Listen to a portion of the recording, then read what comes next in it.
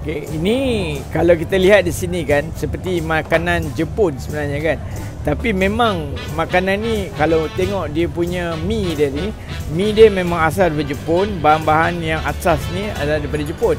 Tapi cita rasa tu kita dah tukar pada cita rasa Malaysia. Bila kita tukar pada cita rasa Malaysia, orang Jepun ni bila rasa ni, dia ada satu kelainan. Di mana kita bawa barangan-barangan daripada farma sendiri untuk kita buat produkkan dia. Kalau tengok sini dia punya cita rasa Malaysia ni lain dia punya mie, dia punya semua kita memang ambil daripada Malaysia sendiri. Ini yang saya katakan, barangan Malaysia memang disukai ramai di Jepun. Cuma kalau kita dapat diperkembangkan lagi kita punya produk-produk daripada Malaysia ni, lagi mereka akan suka dengan makanan kita.